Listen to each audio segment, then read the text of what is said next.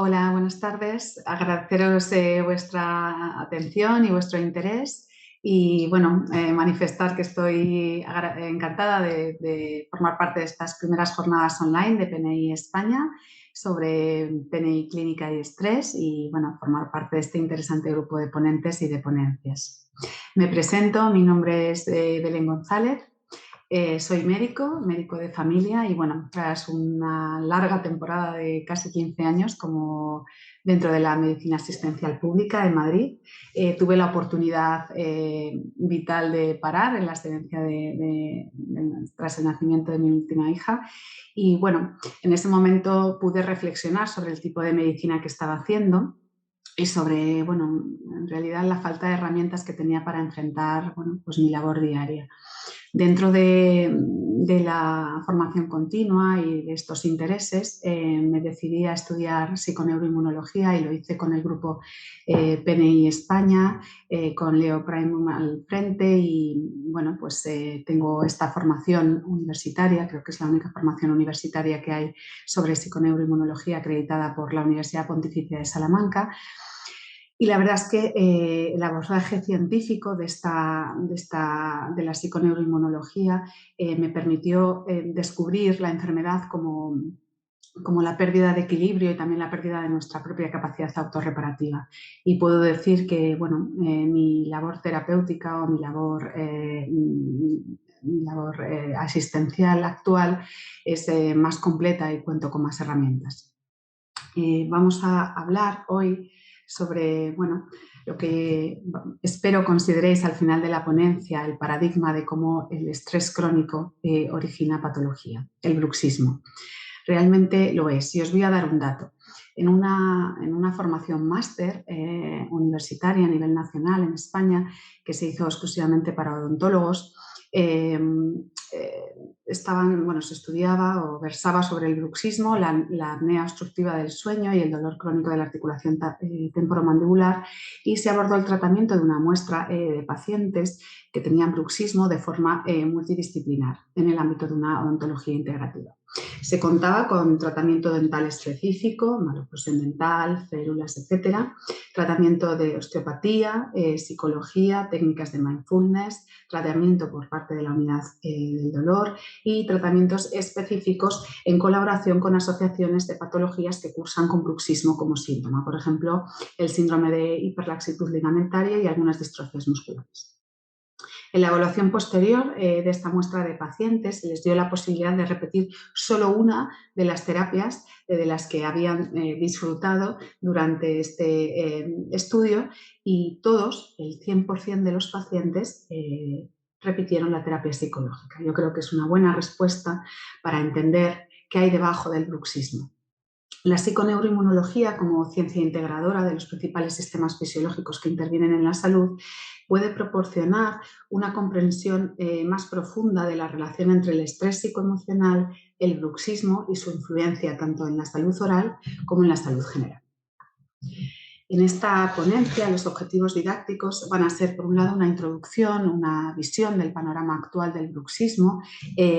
Vamos a ver desde la definición hasta la clasificación, la epidemiología, la clínica o el diagnóstico. Muy importante comprender el sentido evolutivo del bruxismo. Aquí, de la mano de la medicina evolutiva, entenderemos en qué contexto y para qué fines se desarrollaron la mandíbula y el mastetero. Y también entenderemos cuáles son los factores de riesgo actuales que han conseguido o que han permitido que la respuesta evolutiva, el bruxismo, permanezca. Luego vamos a hablar del estrés como desencadenante. Bueno, todas las jornadas versan sobre el estrés, pero es verdad que hay aspectos del estrés psicoemocional que debemos contextualizar para entender cómo llega a constituir patología. El estrés va a funcionar como un patógeno o como un daño tisular, va a desarrollar una cascada fisiopatológica que es la que os quiero mostrar. Entonces, dentro de esta cascada vamos a empezar por la conexión entre el estrés, el sistema motor emocional y la neuroanatomía dopaminérgica, cómo el estrés psicoemocional crónico o agudo nos lleva a bruxar. Después avanzaremos en esa secuencia y veremos la asociación entre el estrés y la inhibición del parasimpático con la dominancia simpática. Aquí, el estrés psicoemocional, veremos cómo afecta a la salud oral. Cuando la emoción es tóxica, este estrés va a ser un factor de riesgo, va a ser un desencadenante de la apertura de barreras, de la integridad de las barreras, tanto a nivel oral como a nivel intestinal. Y por último, veremos el impacto del bruxismo como patología sistémica, es decir, cómo se relacionan el estrés crónico y un proceso de low grade inflammation, es decir, una respuesta inmune poco eficaz que va a acabar dejando que haya un impacto sistémico. Patologías como la aterosclerosis, la depresión, el Alzheimer, el hombro congelado o la hernia discal serían dianas finales de toda esta secuencia fisiopatológica, del estrés psicoemocional crónico al bruxismo y del bruxismo establecido a la patología oral sistémica. Como os he dicho, aquí será importante darnos cuenta cómo este estrés psicoemocional activa de forma no eficiente al sistema inmune, no lo hace como un patógeno y genera esa patología sistémica. Por último, y desde el conocimiento profundo y desde este abordaje, desde la psiconeuroinmunología, afrontaremos el abordaje terapéutico. Bueno, nos introducimos en el bruxismo. El bruxismo o el hábito de apretar o rechinar los dientes es un trastorno común con importantes cifras de incidencia entre la población, sobre todo infanto-juvenil y también en la población adulta. Numerosos estudios han demostrado que el estrés es un factor importante tanto en el desarrollo como en la exacerbación del bruxismo. En la segunda y más reciente clasificación internacional de los trastornos del sueño, el bruxismo del sueño es definido como una actividad motora orofacial parafuncional caracterizada por episodios de apretamiento y o rechinamiento dentario durante el sueño, acompañada de fenómenos de microdespertar y a menudo asociada a la presencia de ruidos de rechinamiento dentario, entendiéndose entonces como una actividad parafuncional, siendo una actividad motora orofacial sin propósito funcional característico, el propósito del aparato masticatorio, como pueda ser la masticación, el habla o la devolución. Por eso se habla de una actividad orofacial parafuncional. Está incluido, por tanto, en el capítulo de los trastornos de movimiento relacionados con el sueño, no considerándose desde esa segunda clasificación más y en lo sucesivo como una parasomnia. Las parasomnias son eventos físicos indeseables que ocurren exclusiva o predominantemente durante el sueño y que generalmente son de carácter motor o atienden al sistema nervioso autónomo. En cuanto a la clasificación, es importante realizar una distinción entre el hábito de apretamiento dentario durante la vigilia de los episodios de rechinamiento o apretamiento dentario durante el sueño. En el caso del bruxismo del sueño, del bruxismo nocturno, esta actividad cerebral se suele relacionar con un micro o con un despertar. El bruxismo del sueño es a menudo coexistente con el bruxismo de vigilia. Hasta casi un tercio de los pacientes que reportan bruxismo del sueño también son conscientes de la presencia de este hábito durante la vigilia. Por otro lado, y desde un punto de vista o desde un ámbito más médico, podemos clasificar el bruxismo en tres grupos. Por un lado, el bruxismo primario, por tanto, un trastorno del movimiento relacionado con el sueño, cuando estos episodios se producen siempre en ausencia de cualquier otra condición médica o trastorno del sueño previo o bien uso de medicación u otras drogas. Y por otro lado, bruxismo tanto secundario como iatrogénico. Ambos bruxismos son episodios de rechinamiento o apretamiento dentario que ya se presentan en pacientes con una condición médica o psiquiátrica concomitante, como todas las que encontramos en este estudio. Por ejemplo, nos encontramos con patologías como la epilepsia, la enfermedad de Parkinson, trastornos respiratorios relacionados con el sueño, la mioclonía, la depresión, la demencia, el reflujo gastroesofágico u otros trastornos del sueño como parasomnias o el síndrome de piernas inquietas. Asimismo, el bruxismo iatrogénico haría referencia a cuando hay presencia de actividad oromotora parafuncional inducida o desencadenada por el uso de fármacos. Aquí en este grupo entran de forma especial o con especial importancia los inhibidores selectivos de la recaptación de serotonina. Al final de la ponencia hablaremos cómo este grupo de fármacos actualmente en el panorama actual forman uno de los grupos de tratamiento del bruxismo y vemos que pueden generar bruxismo secundario. Por otra parte, hay drogas o sustancias exógenas como el tabaco. La nicotina del tabaco está muy relacionada con la actividad dopaminérgica a nivel cerebral y esto lo vamos a ir viendo. También el alcohol, la cafeína o otras drogas como el éxtasis o bien por la retirada de las mismas. En cuanto a la epidemiología, hablaremos de que el bruxismo es un trastorno frecuente. Se describen un rango de cifras entre un 8 y un 91% de la población. Según diferentes estudios, se presenta como una prevalencia media de alrededor del 8% de la población general. Parece asimismo existir diferencias significativas en cuanto a la edad de presentación del bruxismo. Parece que tiende a disminuir con la edad y encontramos las siguientes cifras. Hasta un 40% de incidencia en los niños menores de 11 años.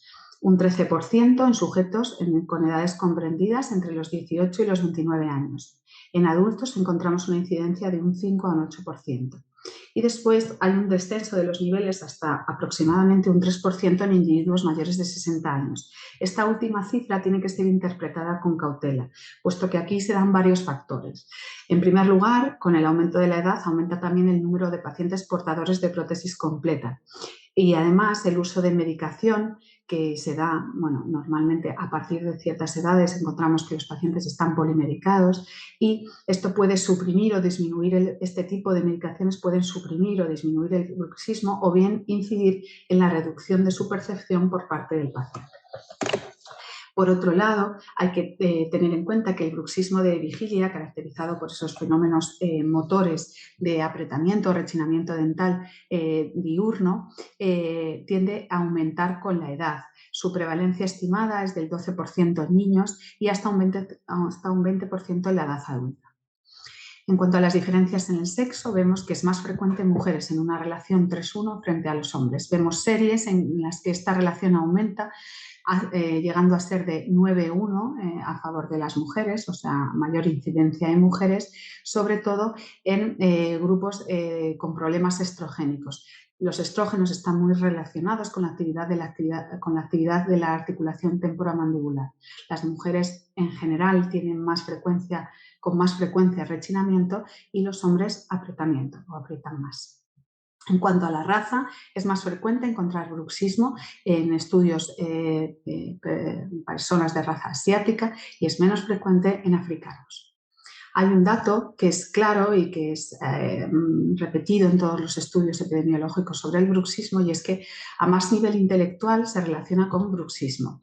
Los estudios revisados coinciden en que es mayor la frecuencia de bruxópatas en las personas que tienen un alto nivel educacional, con trabajos llenos de responsabilidades, en el seno del matrimonio. Tener nietos en la familia también es un factor condicionante, el nivel cultural, los que trabajan, los que van al colegio. Esto nos habla de que el estrés mantenido, la ansiedad, el miedo, la inseguridad puede estar detrás de todo este problema.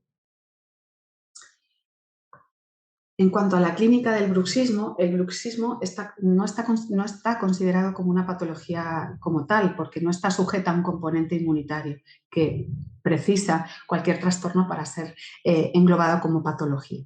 Se trata más bien de una actividad muscular orofacial mediada por el sistema nervioso.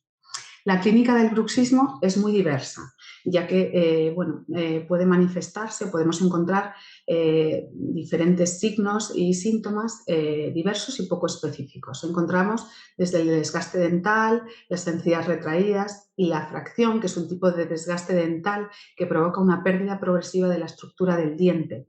Se ven como unas hendiduras, como vemos en la presentación, unas hendiduras en forma de cuña que provocan un arqueamiento visible de la corona dental, la cual se adelgaza hacia el cuello del diente. Además de estos signos y síntomas en la boca, encontramos disfunción muscular articular, dolor en la región de la mandíbula, cervicalgia y cefalea. Ruidos articulares, acúfenos, mordisqueo de mucosas, irritación del trigémino, aumento de la sensibilidad del ganglio esfenopalatino, también están entre los signos que podemos encontrar en el bruxismo.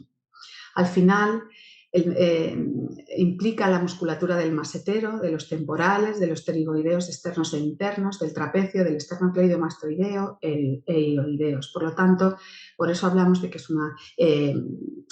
una clínica muy diversa. En cuanto al diagnóstico, el diagnóstico generalmente es un diagnóstico clínico de sospecha.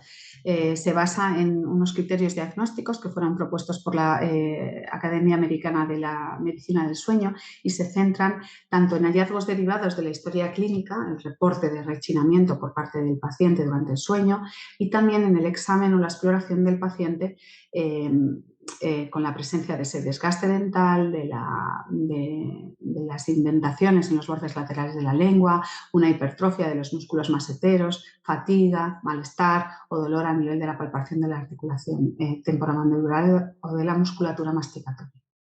Aún así, el diagnóstico de confirmación o la prueba gold estándar en el bruxismo debería realizarse siempre con un control de la actividad electromiográfica de la musculatura masticatoria, tanto en el bruxismo de vigilia como un estudio mediante polisomnografía en el caso del bruxismo del sueño.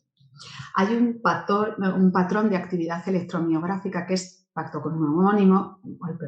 patognomónico o característico del bruxismo y son episodios repetitivos y recurrentes de actividad rítmica muscular masticatoria. Lo vamos a resumir con las siglas ARMM. Actividad rítmica muscular masticatoria, tanto en el músculo masetero como en el temporal.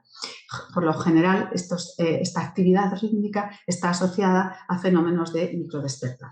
Estos episodios de actividad rítmica, de ARMM, tienen una frecuencia o ocurren de forma cíclica a lo largo de la noche de forma fisiológica, pero sí que se ha visto en los estudios que tanto la intensidad medida en hercios como la frecuencia de estos complejos de actividad rítmica es muy superior en los episodios bruxistas en relación con los sujetos control y están asociadas a ruidos de rechinamiento dentario hasta en un 45% de los casos.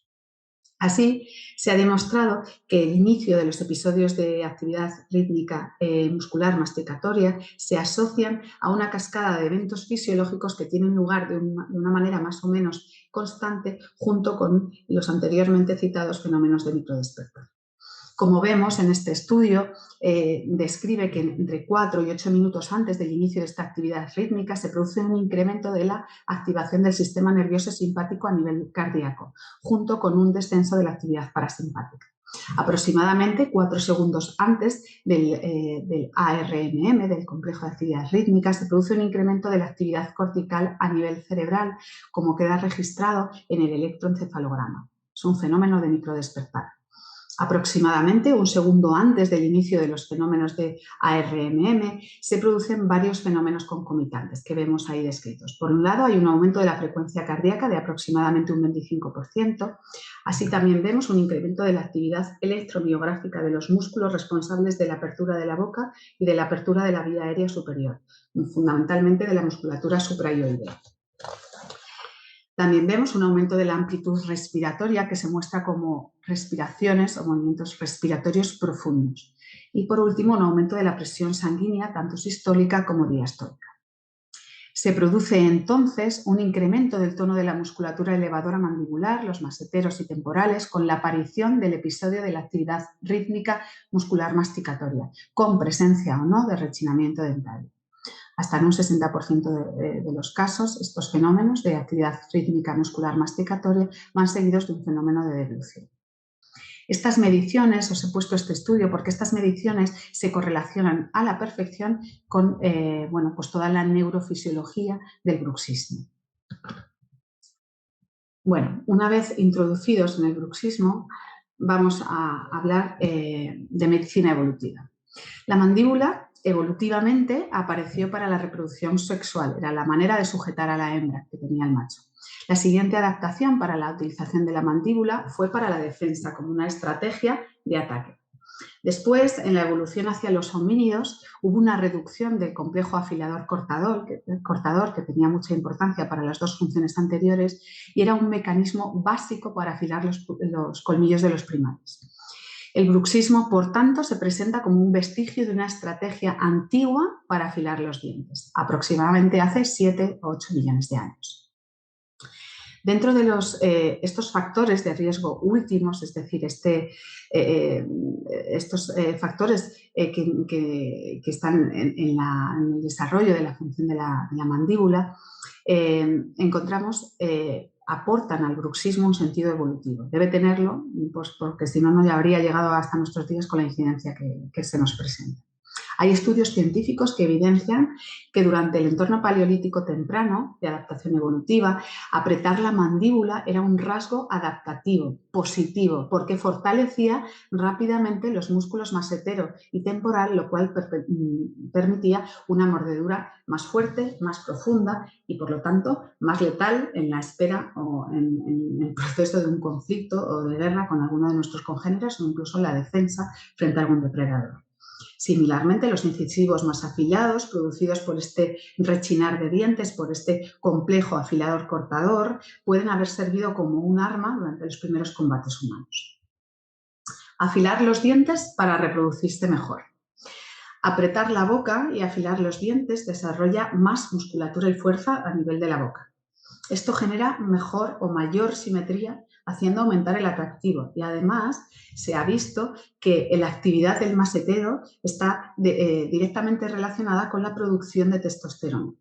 Entonces, este aumento de la testosterona o este aumento de la producción de testosterona junto con una mayor energía y fuerza mejora la capacidad reproductiva. Ya sabemos que el más válido se reproduce con más éxito. Aquí os dejo, dentro de la presentación, que la he pasado un poco más lenta, pues lo que os acabo de comentar.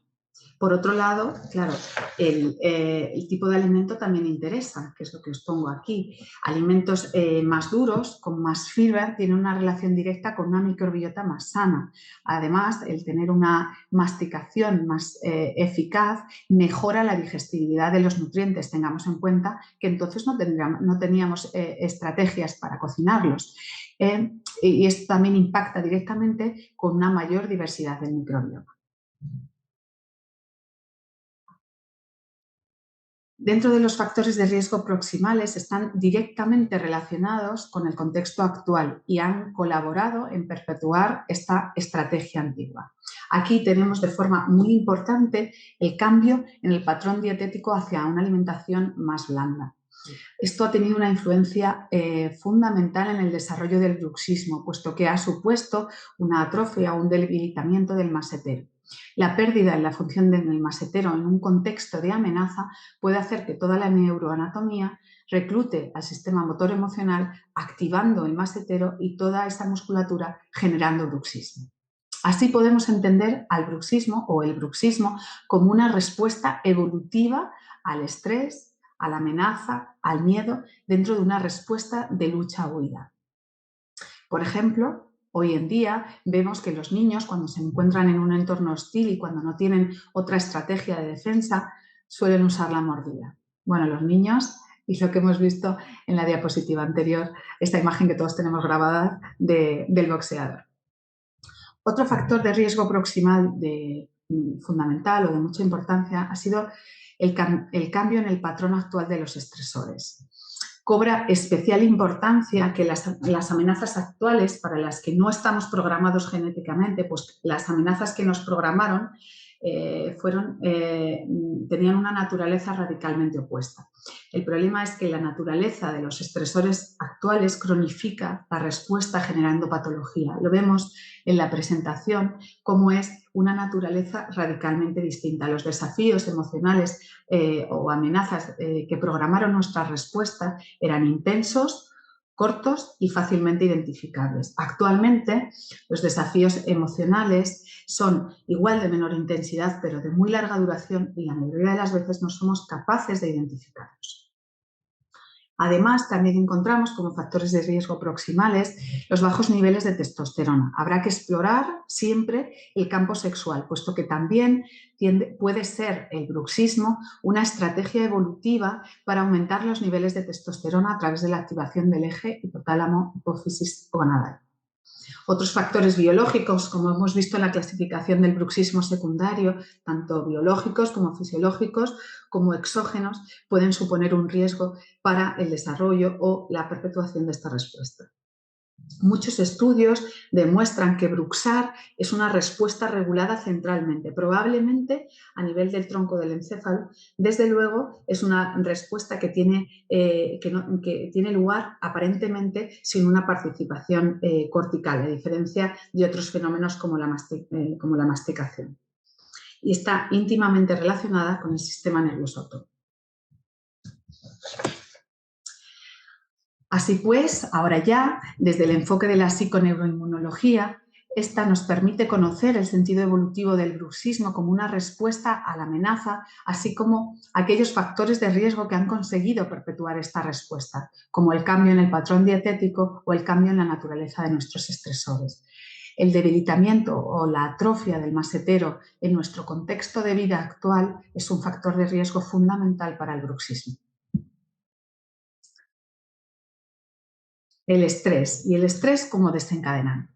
En la actualidad, la etiología del bruxismo puede considerarse multifactorial. No hay una sola causa clara del origen del bruxismo, pero lo que sí que tenemos suficiente evidencia científica es para decir que el estrés es el principal desencadenante.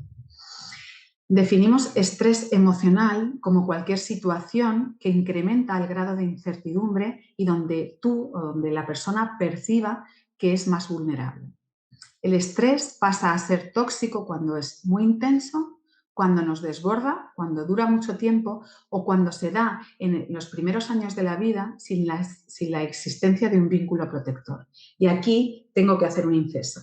Las primeras etapas de la vida desarrollamos y maduramos estructuras neurológicas que determinan nuestra respuesta al estrés, como por ejemplo la sustancia gris periaconductal, dejando una impronta, una programación que va a repercutir en la futura tolerancia al estrés y en la aparición de patología en etapas posteriores.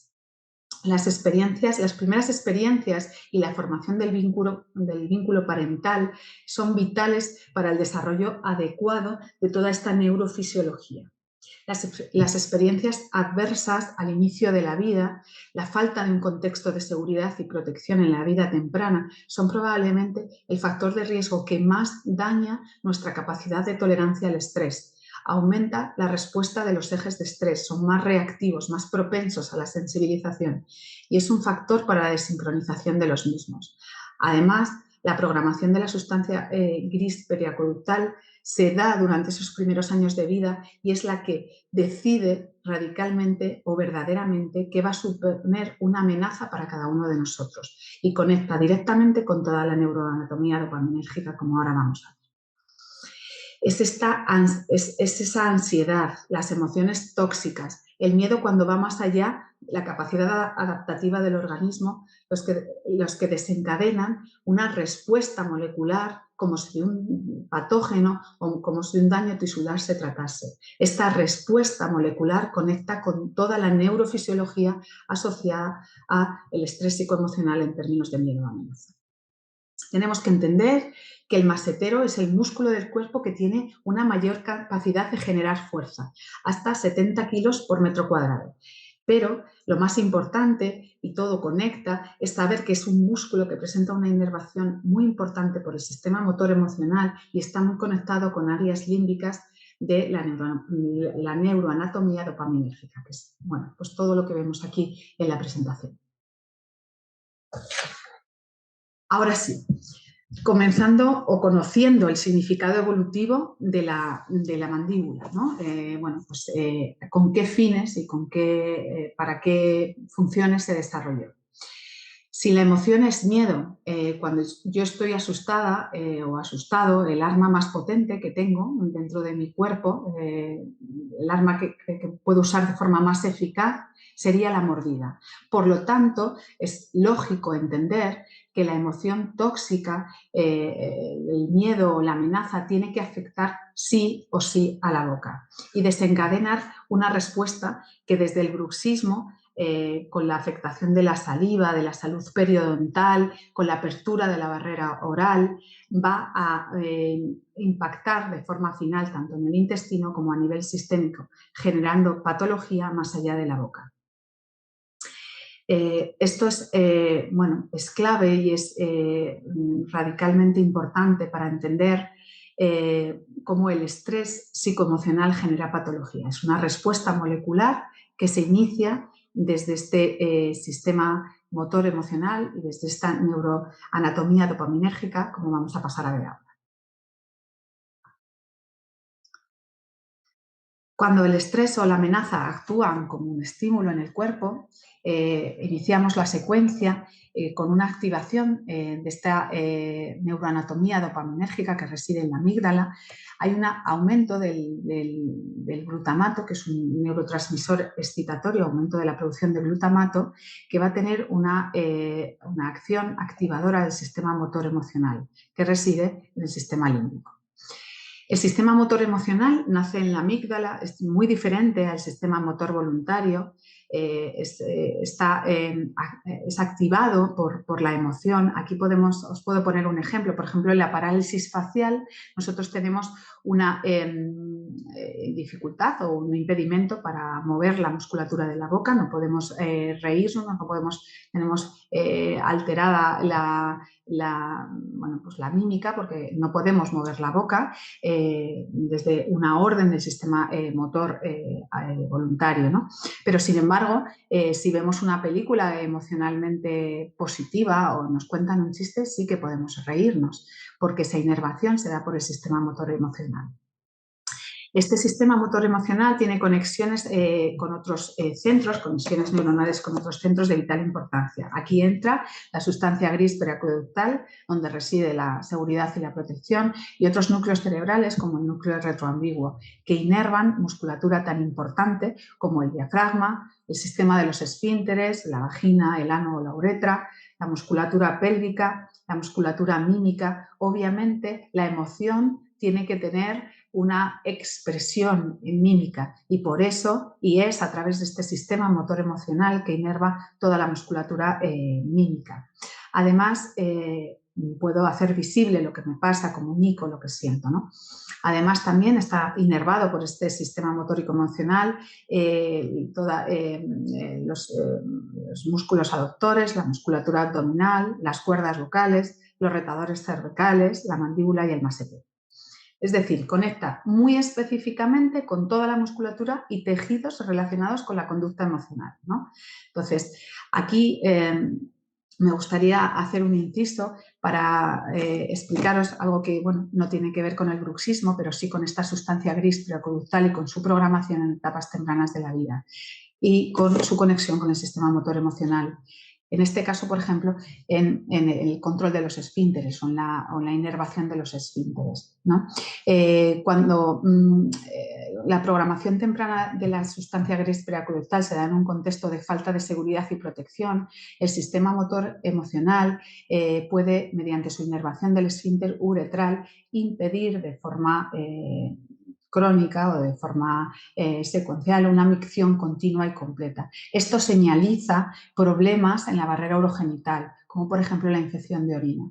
Entonces, la sustancia gris periaqueductal, la seguridad, la protección están detrás de señalizaciones de patología a diferentes niveles, ¿no? de nuestra fisiología y muy especialmente en toda esta musculatura inervada por el sistema motor emocional.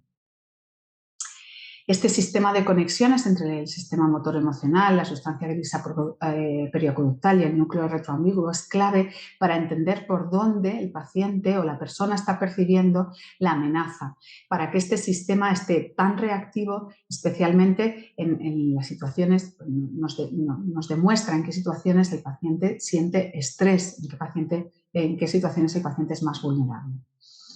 donde se siente más desprotegido, ¿no? Y, por supuesto, como podréis entender, debe ser una diana terapéutica siempre en el tratamiento del bruxismo y de todo lo que vamos a ver a continuación. Esta respuesta molecular asociada a estrés o amenaza, como si de un tóxico, de un daño tisular o de un patógeno o de un daño tisular se tratase, activa, por un lado, también al sistema nervioso simpático, como vemos en la presentación, y con él el eje hipotálamo-hipófisis adrenal para prolongar aportar energía y prolongar la búsqueda de soluciones. Esto sería igual que si el estímulo fuera pues, un patógeno.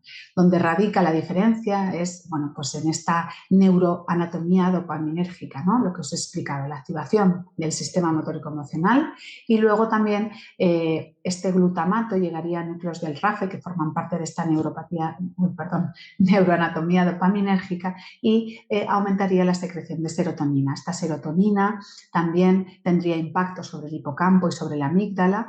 Por un lado, aumentaría para contrarrestar la activación de neurotransmisores inhibitorios, el GABA, que serviría para calmar la amígdala de esta experiencia desagradable. Por otro lado, almacenar la experiencia, por otro lado, generar memoria y empezar a generar creencia. A partir de aquí hay conexiones con los lóbulos frontales que terminarían de construir el pensamiento y la creencia a partir de este estímulo estresante, de este estrés emocional, ¿no? Y también impactarían en el contexto social de esta persona, ¿no?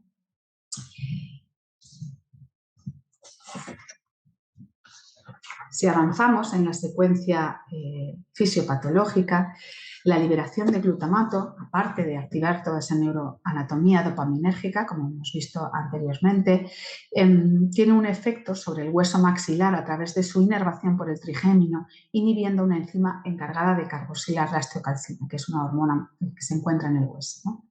Esta osteocalcina menos carboxilada, que se encuentra en áreas próximas al cerebro, obviamente la mandíbula está próxima, es una hormona ósea que tiene como funciones, por un lado, inhibir al nervio vago, genera o provoca una inhibición del parasimpático periférico y también aumenta la sensibilidad a la insulina, aumenta la producción de insulina, que tiene como consecuencia un aumento de la captación de glucosa por el músculo, que junto con un aumento de la testosterona, como hemos visto antes en términos de agresividad y de esta respuesta de lucha-huida, y un aumento de la capacidad contráctil del masetero, acabaría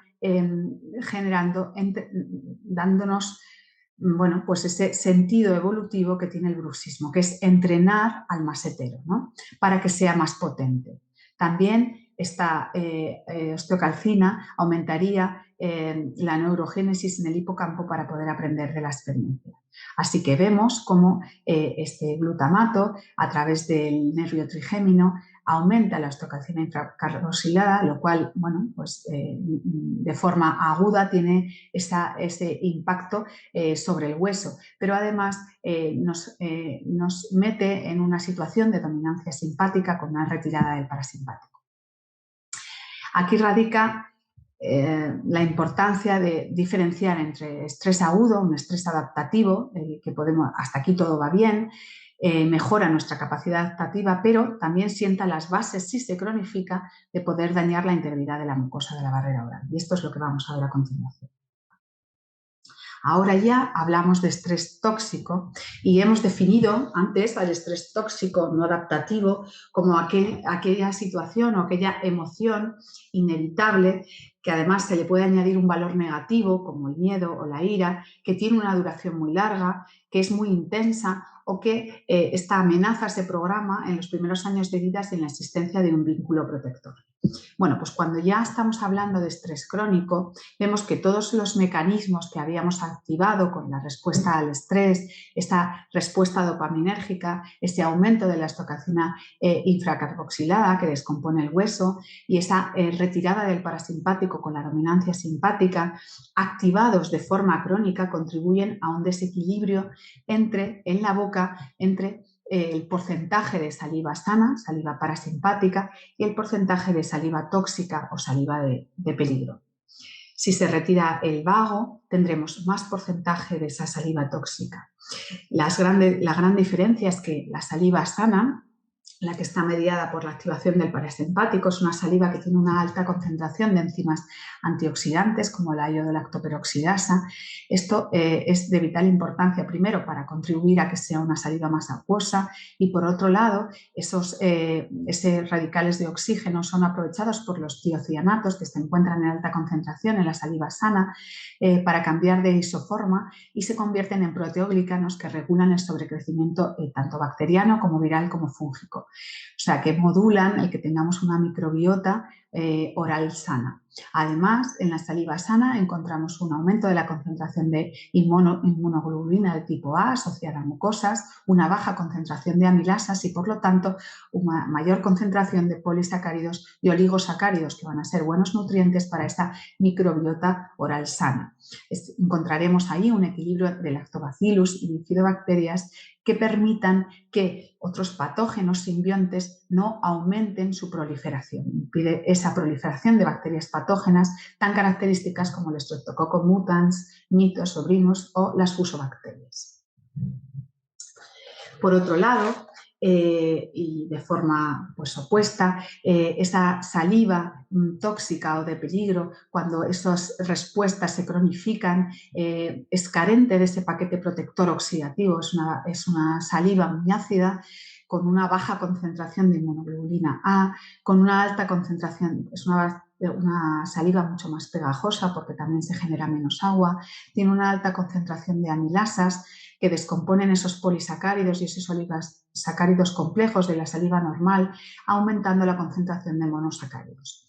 La saliva, esta flora dañada por esa saliva poco protectora, junto con esa acidez que produce la saliva tóxica, esa descomposición ósea que podemos evidenciar con la retracción gingival, acaba contribuyendo a una apertura de la barrera oral y de la barrera nasofaringea con episodios de gingivitis, periodontitis, úlceras nasofaríngeas, ¿no? A través de esa apertura de barrera, patógenos de la boca y de la nasofaringe van a poder penetrar en el torrente sanguíneo. Ese contacto de esos patógenos con estructuras de la boca y también su entrada al torrente va a iniciar o va a desencadenar una respuesta inmune poco eficaz. Esto lo vamos a ver en esta siguiente diapositiva.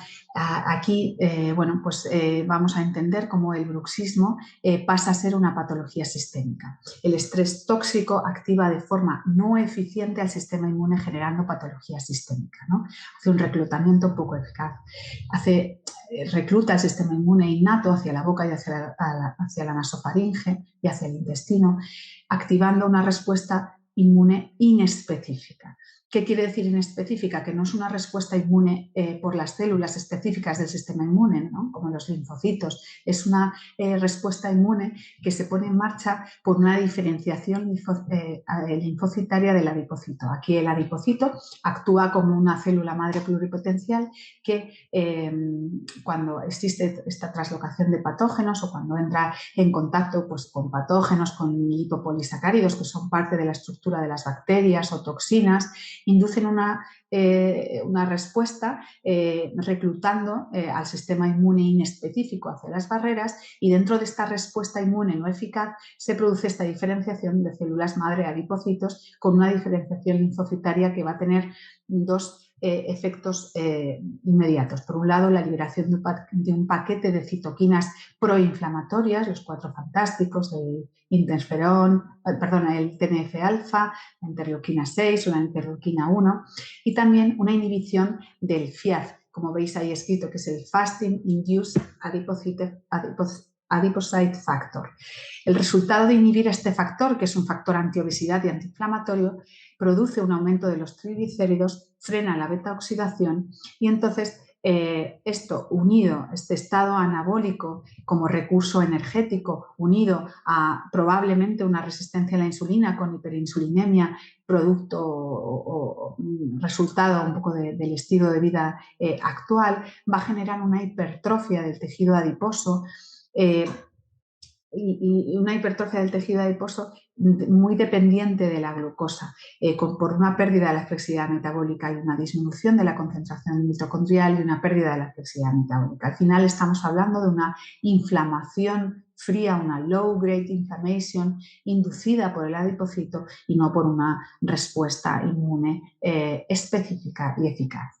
A partir de ahí, lo mismo que ha ocurrido en la barrera o en la mucosa oral, ocurrirá a nivel sistémico. El inicio es local, pero el resultado final es sistémico.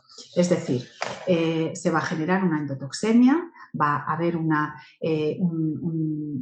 paso de patógenos de la boca hacia la sangre, donde van a viajar silentes a distancia para no ser percatados por el sistema inmune dentro del eritrocito, que es una célula anaerobia que tiene presiones de oxígeno muy bajas, permite la entrada de estos patógenos de la boca, que también son anaerobios, y les actúa como caballo de Troya o permite que viajen hacia tejidos anaerobios con muy bajas presiones parciales de oxígeno, donde van a generar patología. Es decir, pasaremos de una periodontitis, una gingivitis, a una traslocación de patógenos anaerobios de la boca al torrente sanguíneo.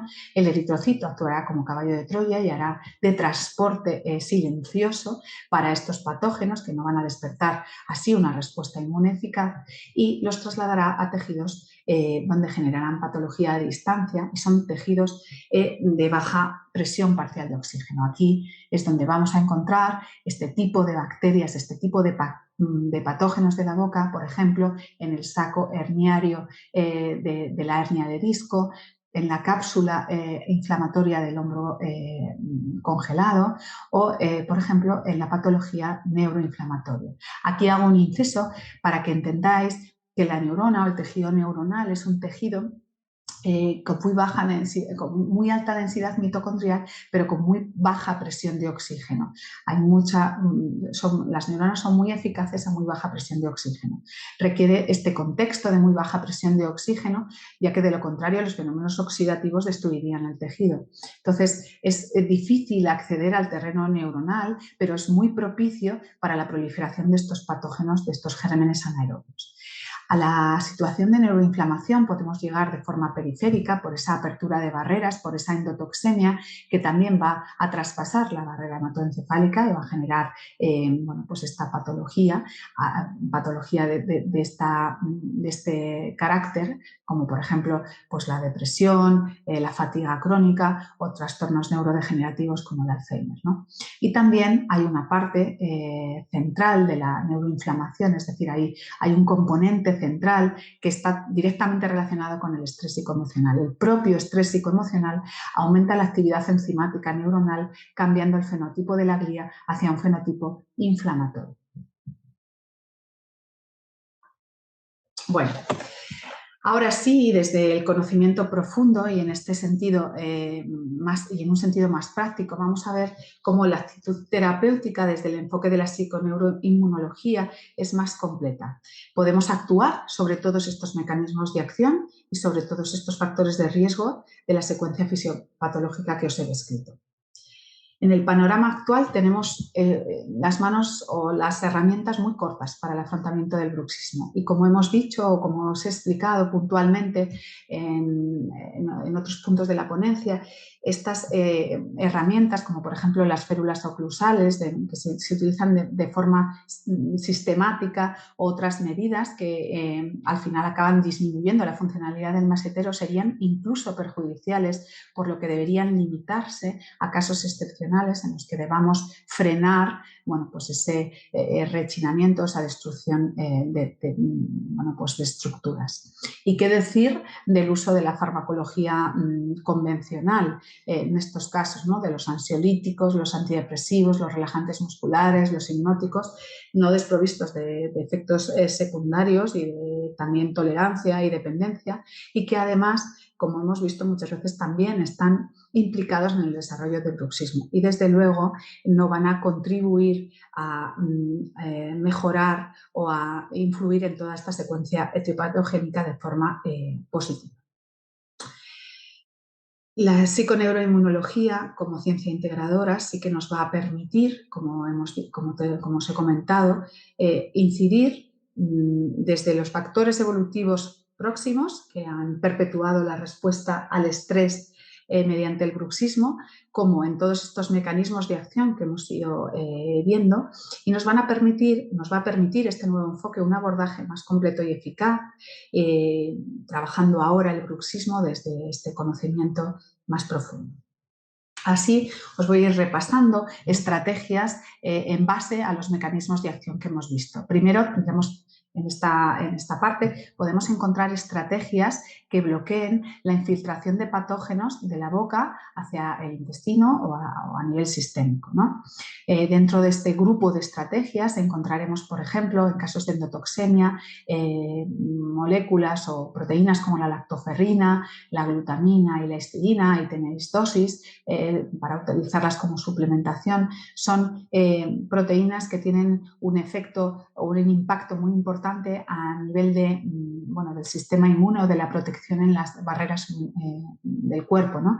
La lactoferrina a nivel general, en la endotoxemia, la glutamina mejorando o cerrando la permeabilidad intestinal, y luego la histidina en barreras como la piel o como el pulmón. Además, hemos visto la importancia que tiene el estilo de vida actual, pues acentuando este proceso de hipertrofia del tejido adiposo, que está en la base de esa respuesta inmune inespecífica y poco eficaz, que va a acabar en una low-grade inflammation, en esa endotoxemia y en ese impacto sistémico. Recuperar la sensibilidad a la insulina va a ser un factor clave como estrategia en muchísimas patologías en las cuales, pues esa resistencia a la insulina es un mecanismo de acción. Aquí tenemos estrategias como el ayuno o espaciar la frecuencia de las comidas, el ejercicio físico en ayunas y, en general, todos esos recursos sobre el estilo de vida que bajen la resistencia a la insulina. Otro recurso súper importante, esto es una polipíldora, pero aquí tiene un impacto muy importante, es el ejercicio físico, en cuanto a que mejoraría la flexibilidad metabólica, aumentando también la densidad mitocondrial. El ayuno intermitente y la dieta cetogénica, como hemos visto, aparte de disminuir la resistencia a la insulina o mejorar la sensibilidad a la misma, también tienen un impacto en esa pérdida de la flexibilidad metabólica. Y por último, la infiltración de patógenos más allá de la boca podía beneficiarse de estrategias como el oil pulling, que es el uso del aceite de coco con todos sus ácidos grasos de cadena corta, que son importantes nutrientes de una flora beneficiosa, de una microbiota sana que pudiera ayudar a desplazar a los patógenos, ¿no? Por otra parte, cuando los patógenos ya forman parte de la circulación general, hay moléculas interesantes como la D-manosa, que es un azúcar opsonizador, es decir, se une de forma específica a determinados patógenos que son muy frecuentes y ayuda a eliminarlos por las diferentes vías de eliminación. Además de estas estrategias, podemos hablar de estrategias que mejoren el componente de la saliva sana, es decir, que tengan un impacto mejorando la salud bucodental y mantengan la barrera oral cerrada. Aquí es fundamental explicar a los pacientes, hacerles comprender la importancia de unas pautas de higiene bucal completas que se inician con una buena limpieza mecánica profesional y que luego, pues se mantienen con unas técnicas diarias y en cada comida de correcto cepillado, de uso del hilo dental y de uso del cepillo lingual. En la lengua se almacenan muchos patógenos que luego vemos, como hemos visto o como os he contado, a distancia en todas esas patologías. La enfermedad periodontal, que tiene como dato, como signo patognomónico el sangrado de encías, es el inicio de toda la secuencia. Por lo tanto, tenemos que hacer muy conscientes a los pacientes y a las personas de que nos sangren las encías quiere decir que ya hemos iniciado una secuencia pues con un final a largo plazo que desconocemos, pero que podemos evitar. Aquí también en esta estrategia de la higiene bucal, aparte del oil pulling que vimos antes, sería interesante el uso de probióticos específicos para la boca, que tienen un gran impacto desplazando o manteniendo en un nivel de proliferación bajo a esas bacterias simbiontes que luego proliferan en un contexto de poca salud en la boca. el paquete oxidativo, el iodo-lactoperoxidasa, esa enzima que ayudaba a generar agua para que la saliva fuera más acuosa y que además ayudaba a disminuir pues todo el componente oxidativo de la boca. Es una enzima que usa como cofactores tanto al yodo como al selenio. Luego la suplementación con estos dos oligoelementos sería muy interesante a este nivel. Asimismo, encontramos alta proporción de tiocianatos, esas moléculas tan interesantes que regulaban el sobrecrecimiento bacteriano en ácidos grasos de cadena corta, en las coles, en el brócoli. Sería interesante pues, ese oil pulling o incluso hacer cargas con aceite de oliva virgen.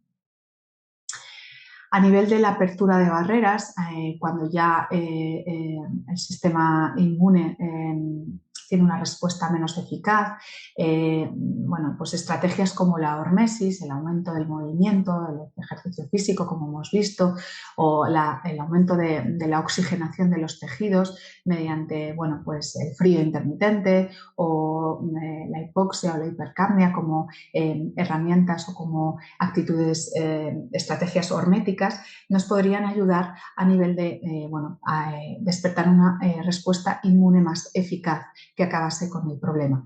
Y además dotar al sistema inmune de resolvinas, que son todas aquellas sustancias que necesitamos pues, para eso, ¿no? Para una respuesta inmune más eficaz, como el omega 3 o la vitamina C, también podrían tener impacto como estrategia a este nivel. Otras estrategias con las que podemos contar, estudiando desde el conocimiento profundo de los mecanismos de acción, serían aquellas estrategias sobre el hueso mandibular, aumentando la carboxilación de esa osteocalcina y reactivando el parasimpático. Debemos entrenar el masetero, debemos comer comida dura, manzanas, zanahorias, masticar y masticar es una herramienta o es una estrategia muy positiva en esta cascada, en esta secuencia fisiopatológica. Además, es también, bueno, aparte del GABA, que podemos usarlo en suplementación para contrarrestar el efecto del glutamato, la enzima encargada de carboxilar la osteocalcina es una enzima que usa como cofactor la vitamina K, así que la suplementación con vitamina K2 asociada a vitamina D3, que también es una potente arma inmunológica, podría ayudarnos a este nivel. Pero aquí me quiero enfocar en estrategias de reactivación del parasimpático, porque el estrés emocional tiene que ser que anula el parasimpático, podemos contrarrestarlo con una serie de estrategias que podemos repetir en nuestra vida diaria. Todas aquellas estrategias que aumentan la oxitocina, como por ejemplo pues el contacto físico, el contacto visual, bueno, pues el contacto social, ¿no? El contacto con personas de nuestro entorno, el tener contacto físico, el tocarnos, los abrazos, eso son todo estrategias para mejorar tanto los niveles de oxitocina como la reactivación del parasimpático.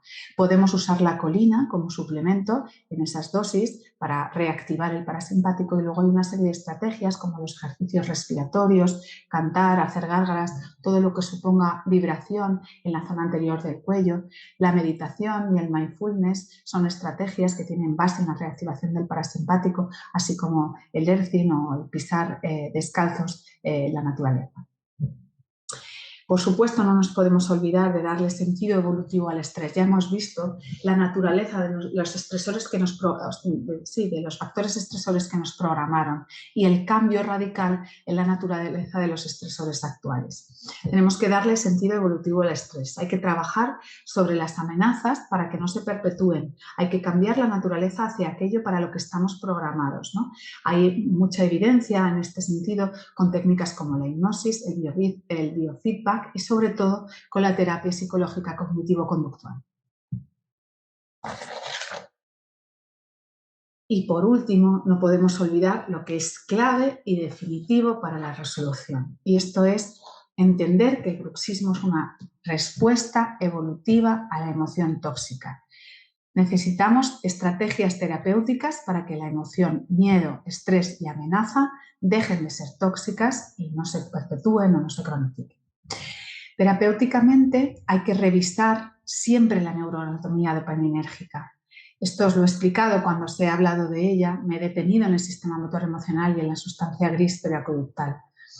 Es importante saber dónde o qué está percibiendo esta persona o este paciente como amenaza. ¿Por qué ese sistema está tan reactivo? ¿Por qué el sistema motor emocional está tan reactivo? ¿Por qué la sustancia gris periacueductal está codificada o está programada de esta manera? Entonces, eso hay que explorarlo con el paciente y realmente es dar con la clave. Al final, podemos utilizar diferentes estrategias, os he diseñado algunas, os he explicado algunas que tienen un foco preciso sobre los mecanismos de acción, pero nada va a ser resolutivo si de alguna manera el paciente no es capaz de tomar conciencia, ¿no?, de para qué sirve este sistema en términos evolutivos y que esa percepción que él tiene de inseguridad o de estrés, sea lo que sea, estrés para esa persona, tiene todo que ver con la aparición del bruxismo y con la secuencia posterior. Aquí contamos con estrategias clave también, ¿no?, para disminuir la reactividad de la sustancia gris periacueductal, ¿no? Está claro que esta programación que se da durante las etapas iniciales de la vida está buscando ser finalizada o madurada cuando no ha sido hecho con éxito durante la edad adulta. No lo podremos hacer de la misma manera, pero tenemos que encontrar estrategias que nos ayuden a hacerlo. Aquí una estrategia fundamental sería la reconexión social. Ser capaz de invertir recursos en generar un contexto de seguridad para el paciente. Muchas veces este contexto de seguridad lo encontramos en esas conexiones sociales, ¿vale? Es lo que os he explicado. La idea es que cuando un sistema fundamental como la sustancia gris periacueductal no se ha programado correctamente en los primeros años de vida, va a buscar esa maduración, va a buscar encontrar esa maduración o encontrar esa programación a lo largo de la vida adulta, ¿vale? Y una estrategia interesante sería, bueno, pues la reconexión social. También contamos con otras estrategias, como por ejemplo los abrazos, como os he hablado antes, que además de estimular la oxitocina, bueno, pues también es una forma de programar la sustancia gris periacueductal, el sensual touch, que es lo mismo que el contacto piel con piel, trabajando sobre esos receptores cutáneos que bajan la reactividad de los ejes de estrés y también ayudan a la actividad de la sustancia gris periacueductal. La hipertermia también actúa sobre esos TRPs cutáneos, que son unos receptores de calor que incrementan su actividad en situaciones de aumento de la temperatura corporal o aumento del calor directamente sobre la piel. Aquí estrategias como la sauna, la manta ponderada son muy eficaces para bajar esa reactividad de la sustancia gris y de los ejes de estrés. Bueno, perdón, no hemos acabado. Por último, aparte de la suplementación con triptófano para mejorar bueno, esa respuesta de la serotonina contrarrestando los efectos del glutamato a través del GABA y programando bien esa experiencia y esa memoria alrededor de la emoción, son herramientas clave tanto el deep learning como el reencuadre. ¿Por qué? Porque la emoción es tóxica cuando se asocia a un pensamiento tóxico o cuando va unida a otras emociones tóxicas. Entonces, el deep learning es una estrategia que usamos o que deberíamos usar en la actitud terapéutica, en consulta con el paciente, explicándole, llegando al conocimiento profundo de qué está pasando, explicándole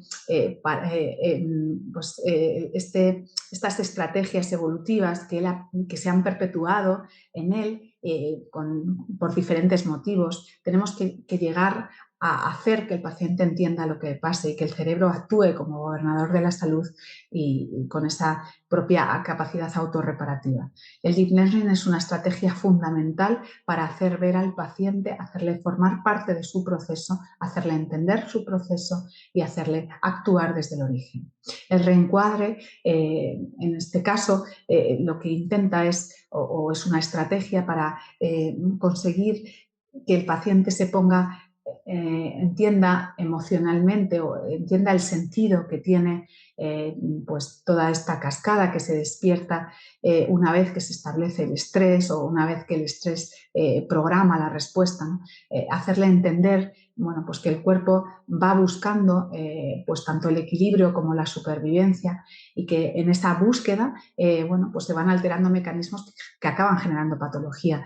Y cuando reencuadramos el síntoma dentro de toda esta secuencia y el paciente es capaz de darse cuenta, bueno, pues esto es una estrategia terapéutica per se. Bueno, pues os agradezco vuestra atención, espero que haya logrado explicaros, ¿no?, cómo el bruxismo es un paradigma de cómo el estrés afecta a la salud de la boca y cómo a partir de la pérdida de la salud en la boca, con esa repercusión de toda la neuroanatomía dopaminérgica, entramos en el territorio del impacto sistémico, ¿no? Entramos en una respuesta inmune ineficaz que acaba perpetuando o acaba permitiendo que haya una traslocación de patógenos a otros lugares del cuerpo con una importante implicación patológica. Hemos visto enfermedades pues, como la aterosclerosis, como todos esos trastornos de base neuroinflamatoria, la depresión, la fatiga crónica, los trastornos neurodegenerativos, el Alzheimer,